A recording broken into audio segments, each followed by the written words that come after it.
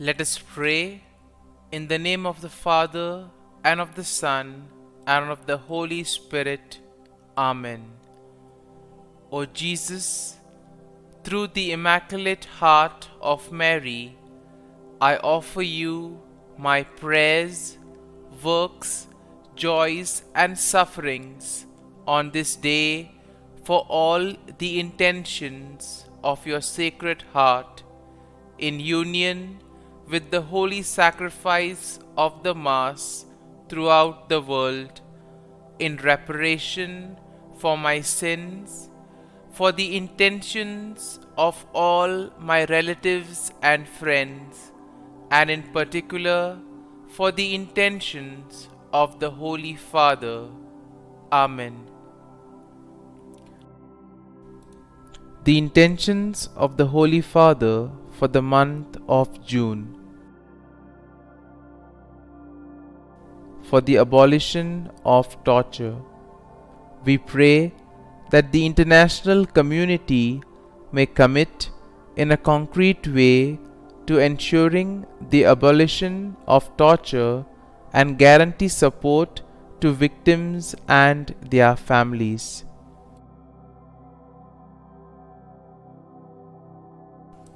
Our Father, who art in heaven, hallowed be thy name. Thy kingdom come, thy will be done, on earth as it is in heaven. Give us this day our daily bread, and forgive us our trespasses, as we forgive those who trespass against us. And lead us not into temptation, but deliver us from evil. Amen. Hail Mary, full of grace, the Lord is with you. Blessed are you amongst women, and blessed is the fruit of thy womb, Jesus. Holy Mary, Mother of God, pray for us sinners, now and at the hour of our death. Amen. Glory be to the Father, and to the Son, and to the Holy Spirit, as it was in the beginning, is now, and ever shall be, world without end. Amen. My dear friends, as we enter in the presence of the Lord, as we have decided to spend this time with the Lord this morning, let us begin by thanking the Lord for all the good things, for all the blessings, all the graces that He has given us all through our life. But sometimes we see that because of our busy schedule, or because of the activities that we are involved in, we sometimes fail to recognize all these graces that the Lord has given us. And therefore, today, in a very special way, let us recognize those graces. Some of these blessings, which may appear to be quite small, quite insignificant, nonetheless we see play a very significant role in our lives. And therefore, let us close our eyes at this moment and let us praise the Lord. Let us thank Him for the gift of this day. He has woken us up this morning. He has given us good health of mind and body. He has protected us all through the night. And for this, Lord, we thank you. Lord, we also thank you for the various gifts, the various talents that you have given us. Talents which we may use for the benefit of others, or which we may use to grow and become better individuals. Lord, we also thank you for the gift of people in our lives. We thank you for our family members, friends, relatives, near and dear ones, and all those who play a very important role in our lives. On many occasions, we have seen that it is because of the hard work, dedication of these individuals that we have developed and we have grown in our lives. And therefore, Lord, we thank you for these people, for these individuals who have dedicated their time and effort and have helped us become better individuals. We also thank you, Lord, for the opportunities that you have given us. We also thank you for the experiences. There have been good experiences which we would want to cherish and remember always. But there have always been also the experiences that have taught us many things. And therefore, Lord, we thank you for all these not so good, not so pleasant experiences, because they too have helped us to grow in various ways. And Lord, we also thank you for all the good things and the blessings that you continue to shower on us at every moment of our lives. Lord, you have always kept us in your love. At every moment, your gaze is upon us. You are there, constantly guiding and protecting us. And therefore, Lord, for this, we thank you, we praise you, and we glorify you. And Lord, as we gather together in worship to offer this morning offering, we pray that this day may be a day of joy and blessings in your name. That whatever we do today, you may be there to guide us and protect us. And therefore, my dear friends, today we shall reflect and meditate on Psalm 54. And as usual, we shall have a general overview of the psalm, and then we shall go into the details. Now, Psalm 54 is a prayer of lament that is written by David. And here he is asking for God's help and protection against his enemies. Now, the psalm is structured in three parts. First, we have an introductory plea for God's help, which can be found in verses 1 and 3. Then you have a description of David's enemies and his trust in God's protection, which we will find in verses 4 to 5. And then you have a final statement of praise and confidence in God's deliverance, which can be found in verses 6 to 7. And therefore, overall, looking at Psalm 54, we see that it expresses David's plea for God's help. And thus, David is also asking God to give him his protection against his enemies. And here we can also see the trust that David has in God's faithfulness and protection. Now we see that David contrasts God's faithfulness with the deceitfulness of his enemies, and therefore he takes refuge in God's name, knowing that he will be protected. And here we see that the psalm emphasizes the importance of turning to God in times of trouble, of having faith and trust in the Lord, and at the same time the hope and confidence that comes in trusting in God's deliverance. And therefore, verse 1 of the psalm begins with David's plea for God's help, asking God to save him by his name and vindicate him by his might. And here we see that David is in distress and he feels helpless against his enemies. And then we see that he turns to God for help. Now, verse 2 describes David's enemies. And how are they described? They are described as strangers and violent men who seek his life.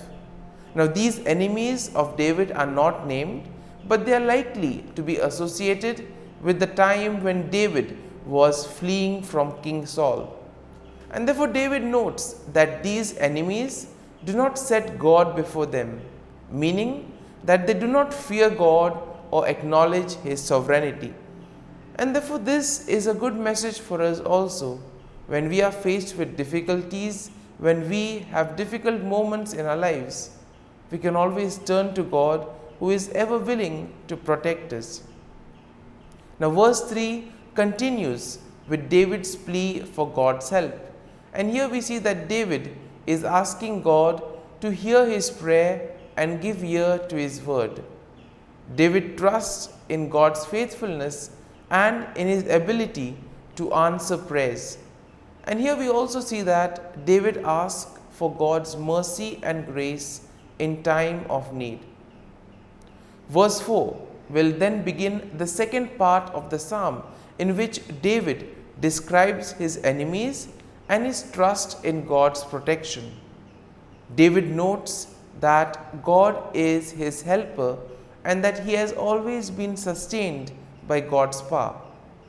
Now David will contrast God's faithfulness with the deceitfulness of his enemies. And here we see that David sees his enemies as those who seek to harm him even though he has done them nothing wrong. Sometimes we too may have the same feeling. We have done everything right, but still there are people who persecute us, people who do evil against us. And in this time we can relate to David and see how he went about. Verse 5 continues with David's trust in God's protection, noting that God will deal with his enemies and he will destroy them in faithfulness. David trusts in God's deliverance and takes refuge in his name, knowing that God will protect him from his enemies.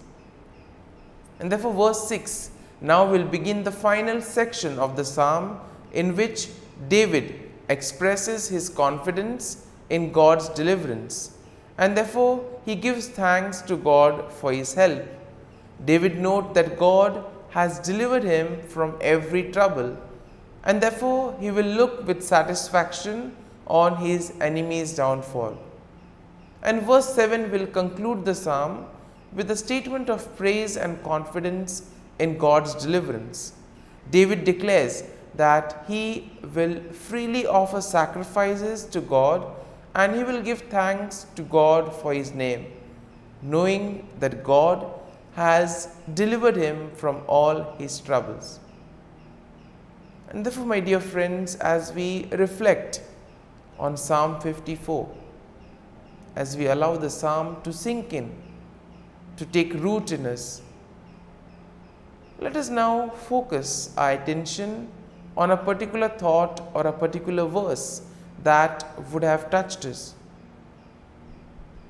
And let us remain with that verse, let us remain with that thought, allowing the Lord to guide us, allowing the Lord to show us what is the right path that He has chosen for us.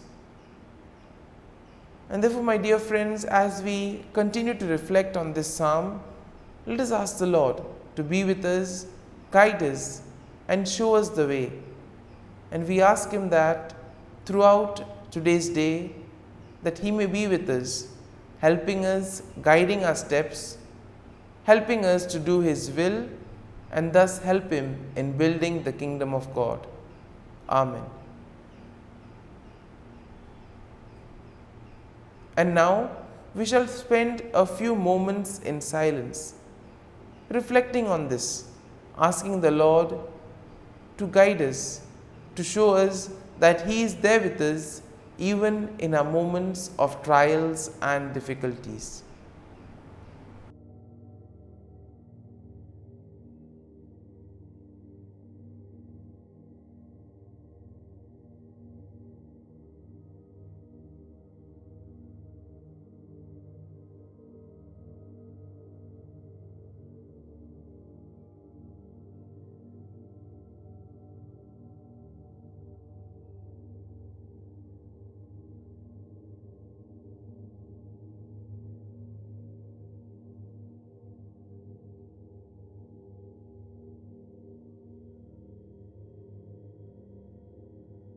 Prayer to Saint Michael the Archangel for protection. Saint Michael the Archangel, defend us in battle. Be our defense against the wickedness and snares of the devil. May God rebuke him, we humbly pray. And do thou, O Prince of the heavenly hosts, by the power of God, Thrust into hell Satan and all the evil spirits who prowl about the world, seeking the ruin of souls. Amen. Act of Adoration. O Sacrament most holy, O Sacrament divine, all praise and all thanksgiving be every moment thine. Saint Gertrude Prayer for souls in purgatory. Eternal Father, I offer Thee the most precious blood of Thy divine Son, Jesus, in union with the masses said throughout the world today, for all the holy souls in purgatory, for sinners everywhere, for sinners in the universal church, those in my own home and within my family. Amen. May the divine assistance remain always with us, and may the souls of the faithful departed through the mercy of God rest in peace. Amen. Glory be to the Father, and to the Son, and to the Holy Spirit, as it was in the beginning, is now, and ever shall be, world without end. Amen.